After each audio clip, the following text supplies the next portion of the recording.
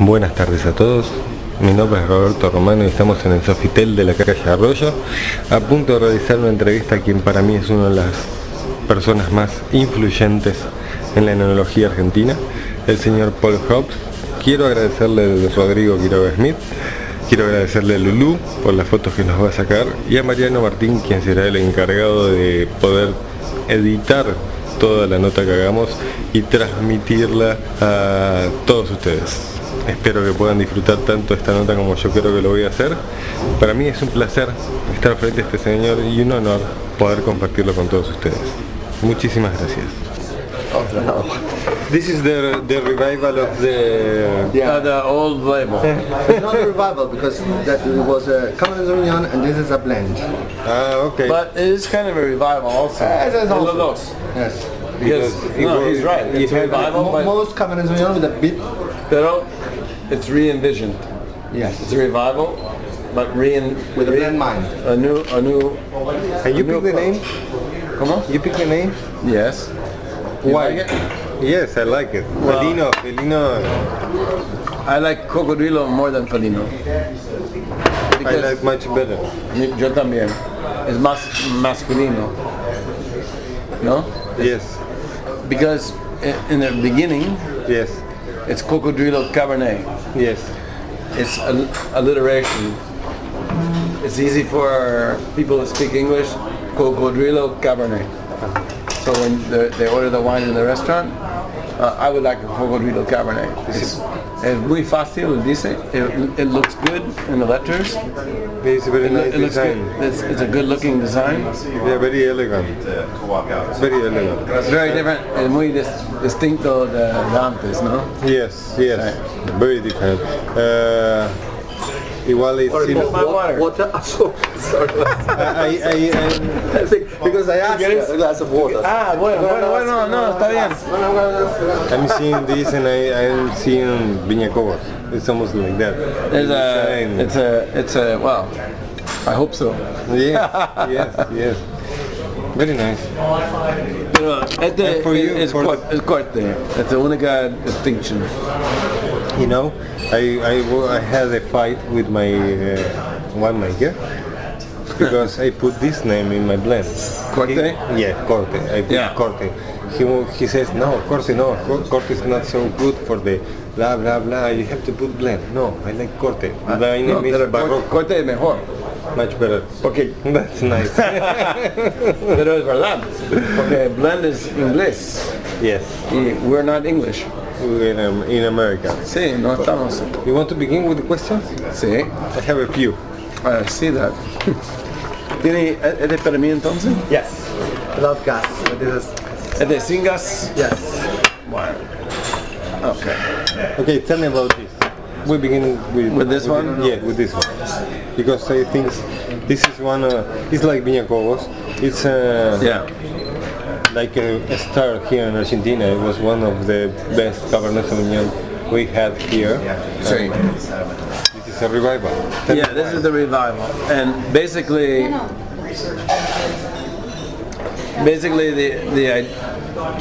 when we launched this wine, Cocodrilo Cabernet, in I believe it was 2000, 2001, and at that time we were selling almost exclusively in the U.S. market.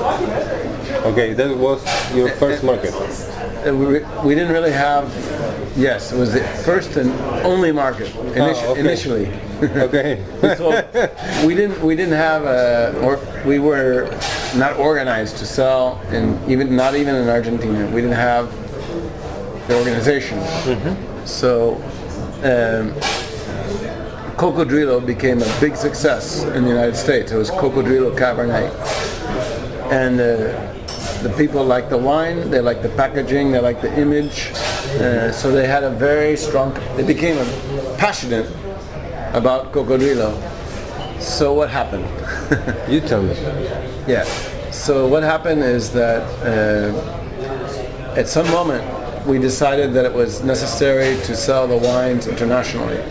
And we were selling Cocodrilo Cabernet all at the same price. Cocodrilo Cabernet, Felino Malbec, Lagarto, and Venteveo. I like that name. Lagarto was very nice also. I like Cocodrilo, Lagarto, the names. And those names were successful, but to go into an international market, we had 4 wines at the same level. Too confusing to introduce to so we had to make one choice.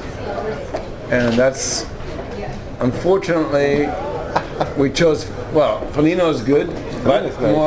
more feminine. Yes. I preferred Cocodrilo. Cocodrilo is very strong. But we wanted to go more with the Malbec, so we stayed with Felino Malbec, and that became the name for that level. But the U.S. customer always was, in fact, they were a little angry that the Cocodrilo disappeared. Oh, really? So I had many customers saying, when are you going to bring back Cocodrilo? We want to see it again.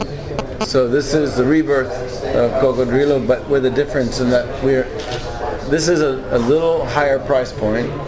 Okay. Yeah, the other one was medium price.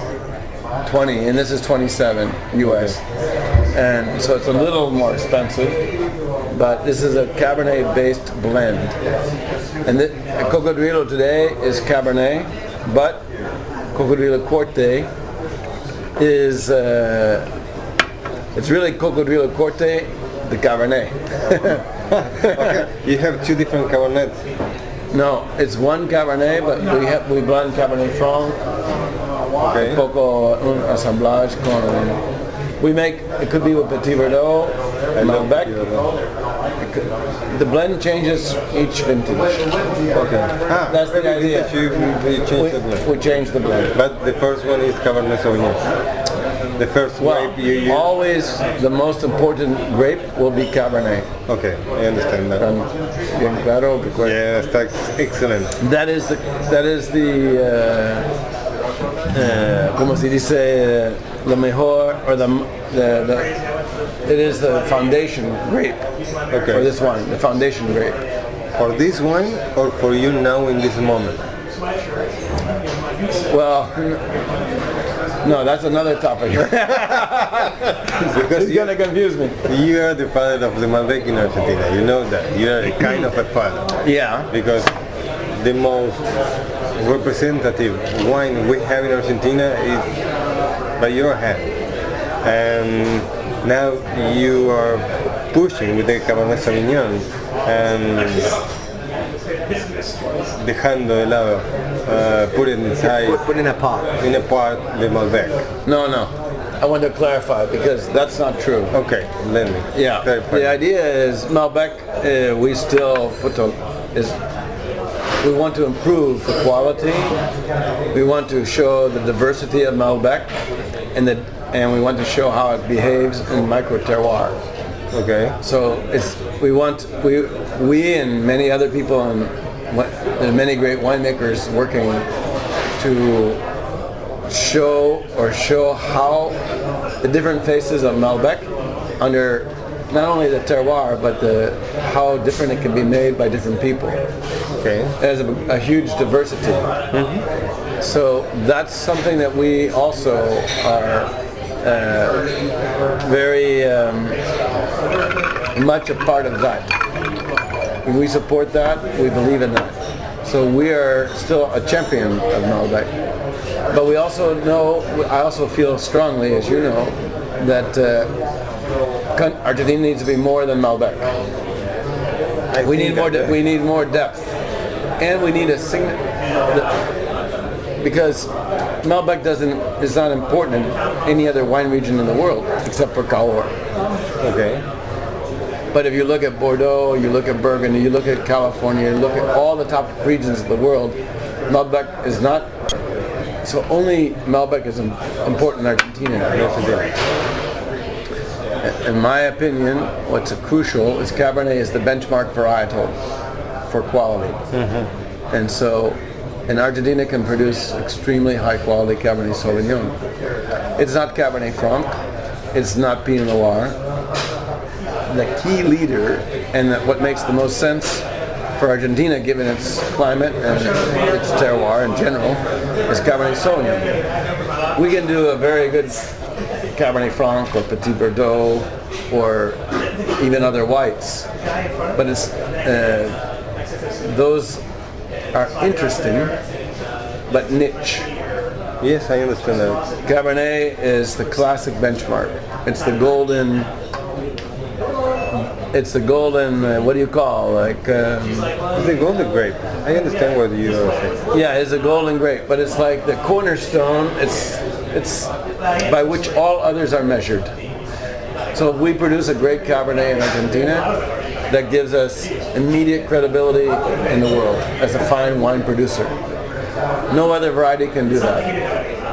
For us it's very important because there are not so many winemakers who are taking another grape than the usual Malbec for export. And if you are taking and making this and putting part of your soul in the wine, in the Cabernet wine, it's very important for us. The majority of the people that I know here in Buenos Aires, in Argentina, who works as a sommelier, as I am, we are very tired about the Malbec because you want to see something different. Yes, Yeah, all the time.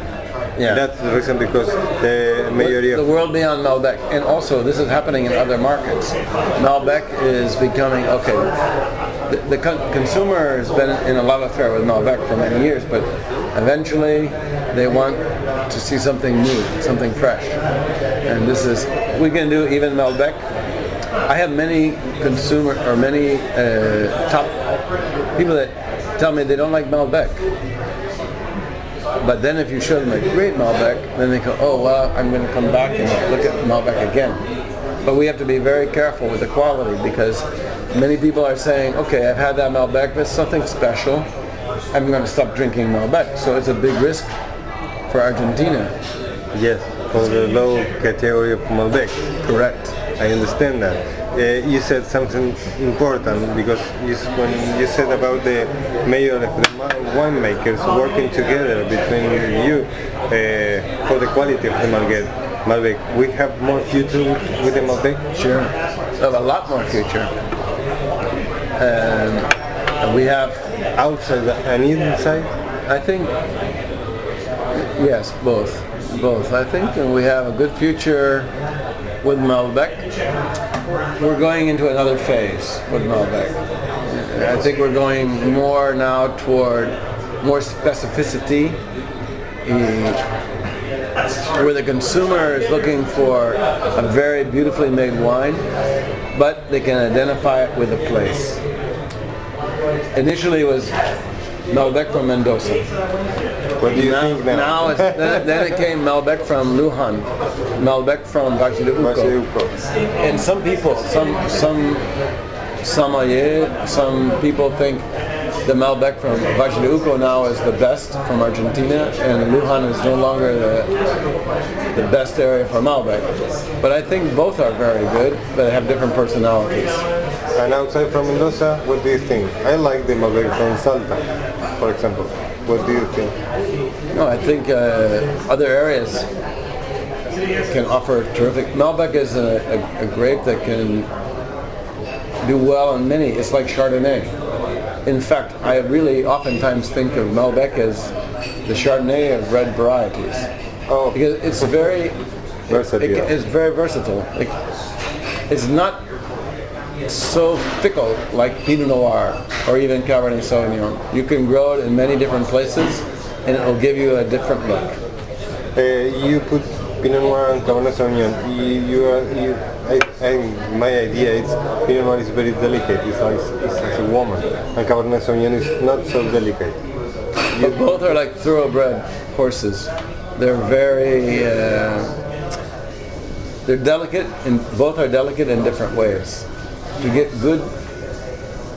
To make a high quality Cabernet, in my opinion, is as difficult as to make a high quality Pinot Noir. 20 years ago, everybody said no. Everyone said Pinot Noir is the most temperamental and most difficult of all varietals. I don't believe that's true. I think Cabernet is equally difficult to make a great Cabernet Sauvignon. To make it at the very highest level is more difficult than Malbec. and more difficult than Chardonnay. It's like a Pinot Noir. Wow. But It's the first time that I hear that. the requirements are very different. Okay. And as an example, Well, talking about your Cabernet if you Sauvignon. look about any Cabernet Sauvignon, the grape, as you know, is thicker skin, and it has. It's how to make a good analogy on this. Cabernet is has more masculine characteristics, and you think about its bigger backbone, more structured, blacker, deeper, and Pinot Noir is more feminine. But both are complex. Both are to reveal their true personality. You have to work a lot with the grape. You have to work a lot with the vineyard. With the vineyard, with the climb, you have to know the vineyard a lot. And these are unforgiving. What do I mean? The grape that's unforgiving means that it's like a racehorse. Yes. The best thoroughbred is very demanding, and Cabernet and Pinot Noir are like top racehorse. They're high energy. They need to be handled in a particular way, or you don't get a good result. I understand. You can make a big investment and get a very bad result. But if you understand the psychology of the grape and you know how to work with it, then you can get magic. I will feel it. I promise you. And I hope. That's what we try. You are comparing again Cabernet Sauvignon and Pinot Noir. What do you think about the Pinot Noir in Argentina? Well, it's improved tremendously in the last 3 or 4 years. You believe in the Pinot Noir here in Argentina? I think we're still at a point where if you look at the climate where grapes are grown in Argentina, it's not considered classic for Pinot Noir, right? Only in the south. And even then, even then it's on the edge of classic. And meaning you need a humid environment, more humidity, natural humidity. I don't mean rain, but I mean a higher relative humidity, a daily relative humidity. Yes, I understand. And less extreme conditions. Because Pinot Noir is more like a porcelain doll, or like very fine skin. It needs delicacy. It needs a delicate environment. And Argentina is a more brash. Yeah, it's the pampa. Even in Patagonia, when you think of Patagonia, what do you think about? You think about desert and a lot of sun. Wind and sun. Yeah. It's not the natural environment for Pinot Noir. Pinot Noir looking for like a very delicate woman in Paris, you know. Yes, I understand. Pampered. Yeah, this is not one that you take out camping or hiking or something like that. Yes. No, you take to the best restaurants, you take to the finest clothes, all this kind. Pinot Noir is like that. It wants to be treated like a very elegant and delicate woman. So naturally, Argentina does not supply that kind of environment, but there are pockets, there are small places where you can find that. Okay. So that's what we have to look. It's a very, very small percentage of the country can make a great Pinot Noir. And maybe no place. I don't know. I don't think we have the perfect place for Pinot Noir in Argentina.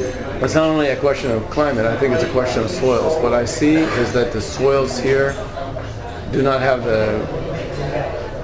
they're not of the complexity that Pinot Noir requires. We can make good Pinot Noir, but not great Pinot Noir. Not great Pinot Noir. We have the Cabernet, or we have the Malbec. Correct.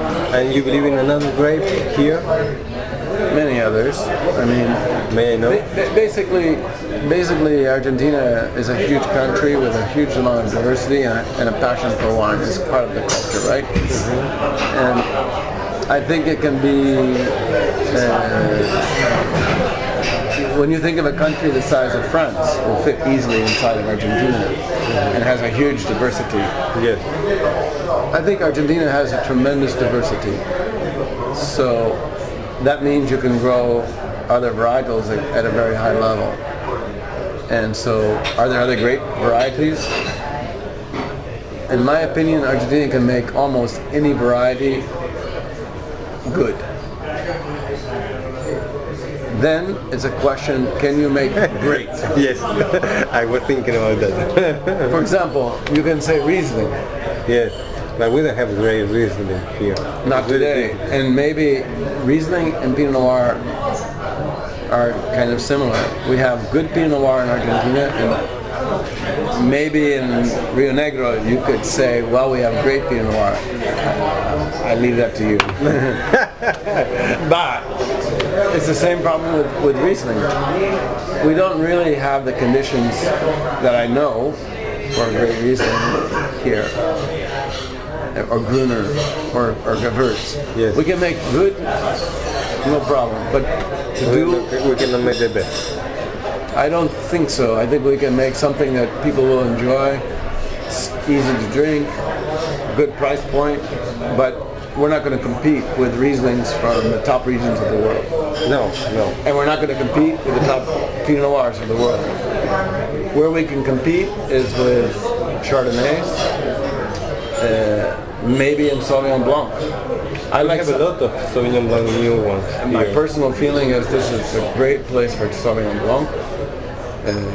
All the Bordeaux varietals, Rhone varietals, and Chardonnay. But I would say stay away from German varietals, Yes. stay away from Austrian varietals, and stay away from... Pinot Noir is a niche. Okay, talking about red and white, I think of you, I think in red wine. Why I don't associate you with the white one? That's a good question, because that's the wine that I made that helped put Argentina, because I made the first Catena Chardonnays. Yes. Oh, yes. Yeah. Didn't you know that? Congratulations, I didn't know that. I'm sorry. Yes, that's where we started. We started with Chardonnay. And now? Well, the problem with Chardonnay is that there's no problem. Argentina can make superb Chardonnays. Yeah. But initially, when we launched Catena, we launched Catena based on Chardonnay, not on Malbec, not on Cabernet Sauvignon, not on Reds. Only in Chardonnay. Catena initial launch was the Chardonnay that I made for them. In 1993, we launched it in the U.S. and that became very successful. And that's what made Catena successful, was the Chardonnay. So obviously it can be done very well here, as good as in California or as good in Burgundy. Okay. So why doesn't Chardonnay have more presence? Yes. Because Malbec is unique, and Malbec took all. It's like when Marilyn Monroe walks into the room, everybody looks at Marilyn. Yeah, we can see, but nobody is here. Because- Yeah, I understand. Yeah. No te pido ron mi... No, la cerveza en el vaso. What do you think about rosé wines here in Argentina? I will tell you what I think. Please. I don't like any rosé here in Argentina. No, after you taste the rosé from Provence, it's very difficult that you can taste something similar here. That you can say this is beautiful. Well, I would agree with you up until today. Why? Because today I tasted a rosé I liked the first time. It was Alta Vista. Ah, Alta Vista. Atemporada. It was Atemporada rosé? Okay. Sparkling one. Sparkling wine. well, it was sparkling rosé. No. Sparkling rosé. Oh, you're talking about just the rosé? Rosé. Well, the Benegas was good. Which one? The Benegas. Venegas. But it's not. It's a little heavy, I think. Well, it was fresh in the finish, but I think the problem in Argentina today, I think we can make good rosé. First of all, I have no doubt we can make good rosé. The problem that I see is that nobody's doing it, and they don't know how to do it. They make it too extractive. I think what you said. Nobody knows how they can do it. Right. Because It's not a question of can we do it? The answer is yes. So will we do it? I don't know. And thirdly, well, it's essentially that. It's simple. We can do it, but we need to change the way we see great rosé. And nobody's really done it. I don't know why. Actually, we haven't done it, and we could do it very easily at Viña Cobos. But we never did it.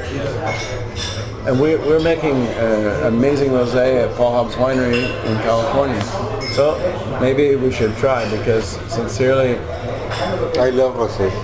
yeah. But you like the southern France style? Yes, I want to make here a rosé wine, Grenache, Pinot Noir, and as a rosé, you have to make. You make as a wine, and I want to make like that. Okay. That's But what I want. I think that's interesting. When I make it, I will tell you. Well, I have the wine. Let's try it. We want to try it, and you said one word during the conversation: microclimate.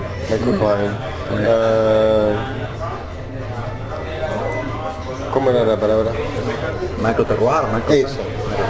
Macro terroir. You have a lot of different terroir. You believe in that word? You think it's a phrase, mode phrase? What do you think about that? You work with that? Every winemaker works with it, whether they know it or not. It's part of, you can't avoid working with the terroir. But do you respect it? That's the question. And yes, in my opinion, that's fundamental. To make great wines, you must respect the terroir.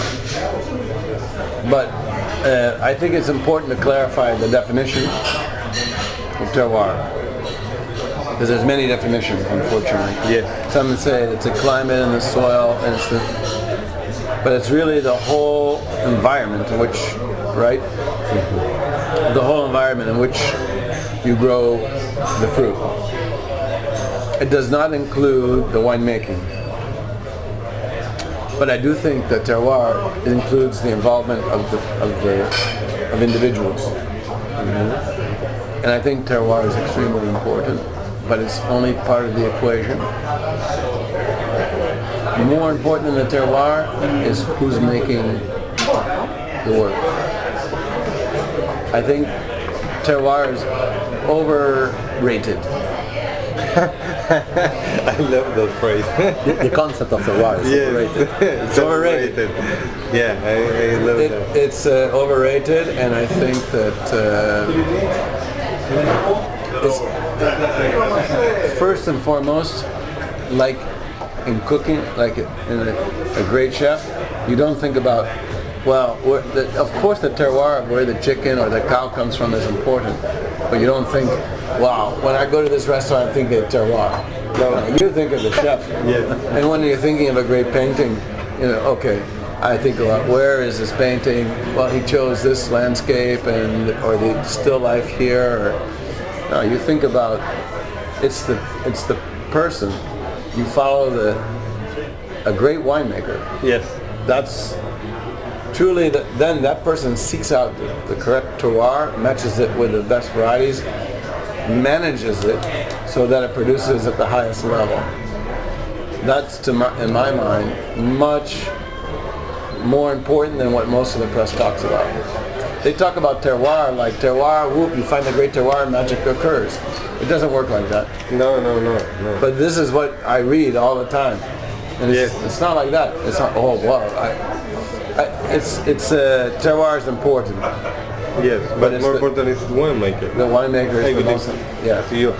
And you make wines in Mendoza, you make wines in La Pampa. Do you believe in another place in Argentina that you can make wine? Well, I like Cafayate, fantastic. Challenging in its unique way, but San Juan has some some parts. You have to be careful. Really, San Juan is very limited. When you go to extreme, like a place like San Juan, you're going to an extreme environment. So you have to look for the pockets. You can't just say, oh, I'm here in Mendoza, almost everything is good. No, in San Juan, you have to be very specific. Very, very particular about your selection. Then you can find something good. Because it's a hot, windy, sandy, nasty place. Okay. It's not generally, you would never think, I'm going to make good wine in San Juan. But if you look around and you get the right elevation, the right little valley, wow, you can find amazing little spots in San Juan. And let me know how Paul Hobbs find that place. With a stick. With a stick. Because again, no, you know how you have to walk around. It's by the usual way. And you Talking to the local people, going to see things, learning about how things work. Whether I'm in Argentina or Armenia, it's the same idea. There's an old expression in the United States. It's called management by walking around. Yes, It's the same concept. You have to move. but you hear the people who say, Paul, I have a nice place here, I want you to come here to see it, and you go. Mm-hmm. That's very nice. Because you know what happens is most of the time the local people already know Everything. the best. Yes. And you just have to talk, you listen to them. It's mostly about listening and listen to what they say, and you can find the best places. Okay. Maybe they don't know how to manage, but they know what's good. In Armenia it's like that. They have very bad vineyards, but they have 6,000 years of history. Much more than anywhere in Europe, much more than anywhere in the Americas. They've been making wine for more than 6,000 years. Yes. Before Egypt, before. Yes. So imagine, they know something. They know a They've lot. been doing it for a while. But a very poor country, they have many struggles with wars and so on and so forth. So the technology is very bad and so on, but they know where to put good vineyard. So you have to talk to them. And mainly you have to listen to them. And the good thing is, it's not difficult for them, they want to tell you. Oh, really? It's not like they hide it like a secret. It's if you're listening, they tell you exactly where to go, what to do, what's good about the soil, what's good about where to watch out for frost. They tell you everything, all the characteristics. I think here in Argentina it's almost like that. The winemakers are having very nice communication between them and telling there is no more secrets in the winemaking here in Argentina. That's what That's what I love about Argentina. It's very much like California in that regard. In the 70s in California, we were opposite of the Europeans. When you came to California, everybody was talking. If you went to Europe, the idea was nobody talked to. If you made wine at Chateau Margaux, you never talked to any other producer. You never tasted their wine. They wouldn't interact. They became very closed. But this is the beauty of Argentina. It's why Argentina is growing so quickly. I'm thrilled with how we're developing here. Are you happy what you began here? Thrilled. It's the best decision of my life. I like that. I have another question that for me is important. The market was changing in the few years ago, was changing a lot. Yeah. Now I think the people are liking having wines with no good. Yes. Understand what I'm saying? Yeah. More fresh. Yes. If you have to pick, what do you pick to make? A wine that you have in your mind and your soul, or the wine for the people who are asking in the market? No, this is a great question.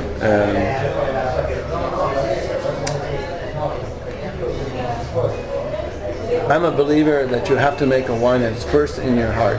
You cannot make something. You tell me that you like something and say, okay, I'm going to make that for you, and I don't believe it. No. First I have to believe in myself that this is the correct thing, or it's impossible, and I won't do it. I'm not saying others would not do it, but I don't feel, because you must have fun, you must enjoy it, right? Mm-hmm. And you must feel passionate about it. You cannot feel passionate if you don't believe it. So I think that's essential. That's a fundamental characteristic. What you can get from others is that somebody may help you see something that you alone might not see. So if the gentleman here, or Rodrigo, or Lulu comes to me and said, okay, I love this characteristic of the wine. I said, I never noticed that.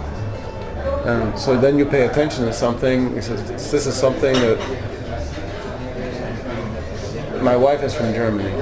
Her grandmother came to California when our daughter was born in October. She tasted many wines. She's not a specialist in wines, since she's a grandmother. We opened one bottle for her and she went crazy. She drank the whole bottle almost by herself. The grandmother. You have to pay attention to that. Understand. How is it that this woman, suddenly this wine was amazing, the best wine she'd ever tasted in her life, and she drank it like crazy, like water? Yes, I understand. Yeah. So that's how I think the influence occurs. By your interaction with others, you see other options, and those things open your mind to new possibilities. I almost knew the answer. Yeah. You, because you are making something different. You always make something different, because if you have asked to someone maker what he would do, Malbec, and make this one. Well, our father drank a lot of Cabernet. Yeah. Then Malbec wins and the Cabernet was living in the place. Behind. And you are making something very nice for me, for a follower from you. And I knew the answer. I imagine. But I want to hear your answer. I have a few questions from you. Yeah. Different from the Argentina, from the Cabernet. Okay. You want to say something else about Argentina? Nope. And the wine? I just want to make sure that we're good on time. Yeah, I think we're good. We'll debate. Okay. Which is your favorite one? My favorite wine? Yeah. That you have in your mind. You got me on that one. I don't have a favorite. Honestly. Because three favorite wines? I drink usually Pinot Noir from... Oh, you mean varietal? Yes. Oh, okay. No, I think my favorite is the Pinot Noir. Pinot Noir. I find it the most, in terms of a wine that I would like to have with food. That's the next question. Okay. Which is your favorite food? Japanese. Japanese food. But not the way maybe you think. Because I love the Japanese, not just the sushi or the sashimi, I love the food from Kyoto. Kyoto. It's such, you can have some, but you have much more, many more levels, and it's the naturalness. They use many things from the forest to make, and they think about how to nurture the spirit with the food, how to present the food, and so I think it's at the highest level of gastronomy today, and it's very natural. They're not making sauces like the French, or this is food that's very authentic, but every detail has been thought about. As a wine. As a wine, as a great wine. And actually I go to Japan, and particularly to Kyoto, for inspiration, because the chefs there, in my opinion, are the best in the world. I will have in my mind. Maybe someday. You should. I recommend.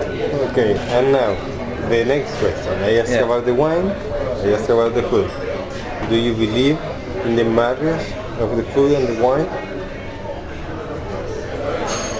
Of course. I mean, but as a technique of sale, you know? In Argentina now we have a moment of technique of sale that As a technique of sales, also.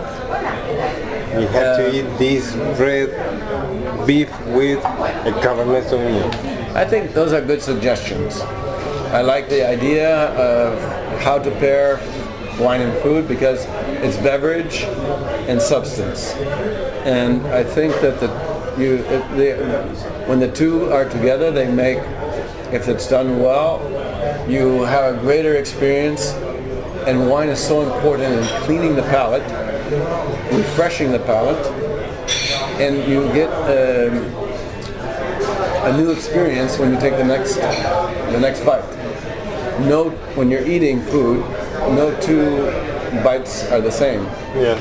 And each time you take the wine, it also is evolving during the time you're eating. While it's in the glass, temperature is changing, you're changing, and the I'm food recording this because I would take your words. the food is changing. So this is like a theater. It's an evolution. When you go to a meal, it's not like, okay, I have risotto, and I took a bite of the risotto, and the next bite's going to be the same. No. Actually, it's an evolution that's occurring during the course of the meal, and with your emotions. While you're having a conversation, or you're thinking of something, your emotions are changing. And the wine is changing, the food's changing, and your relationship is changing. So this is what makes it so fascinating. You're fascinating. I think it's really the most interesting. If you can see when the person that makes the food is really passionate about it.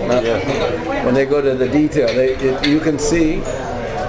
And then the flavors, the textures, and also what I think is extremely important is the tension. Even in wine, a wine should have tension. Yes. Not just be easy to drink, but should have a little pull. Like when you have a great dish, it can be hot and cold in the same dish, crunchy and soft. Different texture occurring, all of that happening together. And then you have like a whole orchestra in your mouth.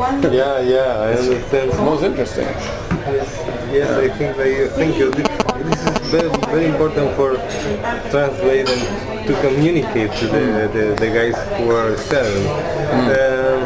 Two more questions. Yeah. Fast. Okay. What is the soul of the wines from Paul Hobbs? Because I drink a wine from you and I know it's a wine from you. But I want you to tell me. Okay. So this It's quite clear, at least in my mind it's clear. Balance. But before balance is a reflection of the place. To me, that's the terroir. Going back to the idea of terroir. But I'm sure another winemaker will express that same terroir different than I would express. I understand what you say. So it's a question of style and balance. It's how I view a wine. Even though I may drink a wine, sometimes I don't like the wine that I've made. Oh, really? It happens, of course. Okay. It actually, that's the best teacher. Okay. How could I, because when you make something, that didn't really work. You try something, that's an interesting idea, and you think about it and you go, okay, let's try that. It may or may not work. So it happens that sometimes your experiments fail. I had many failures.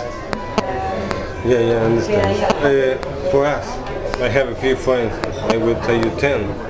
It's easy to us to know your wine because they are smooth, they are very balanced, they are like a lady with love, very soft. That's a kind of your wine. But we say like Winston Churchill used to say, it's a iron fist with a velvet glove. Yeah, exactly. Because behind should be a core of strength, but the experience should be soft. Yes, that's the idea. That's what we happen when I drink your wine. And by the way, there's women like that. On the outside they look all soft, but on the inside they're hard as nails. Yes. Be careful. And the last question. You eat in different places in Argentina. Sí. what do you think about the service? For me, it's important. I was a med sommelier from Tarquino, and I think the service. Tell me, what do you think?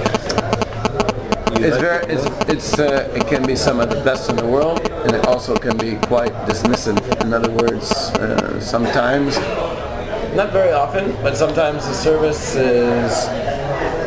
It depends on the place, the situation, but it's variable. I think that's generally it's good. If I go to France, the service, in my opinion, is poor. Really? But of course, in the best places, it's amazing. Okay. But the general is. I hope you like it. But you know, the service in the States is very. I mean, you look at all the different places, and I see service in Japan. Nobody has the service at the level of Japanese as the best in the world. I will go, I promise. That's the best in the world. They think of every detail. They know your birthday. They know everything. That's service. That's service. When they bring you the plate, they already know the colors. They know everything. I mean, it's That's service. That's total commitment to service. Yes, that's the idea. What the bartender is in the middle of the view, who is enter, who not, see, done. And that's a total commitment to the customer. Here, I think you have some places where you have that level. Amazing service. Really very good and very knowledgeable. And then you have others like... I hope you like it. Like that. Well, thank you very much. A pleasure. First of all, it's a great pleasure for me to know you because I love your work since I met your work in 2004. Oh, thank you. Then I saw your wines in different kind of tasting and different kind of places, and speak with you for me is an honor. A real pleasure as well. Much. Thank you for the time.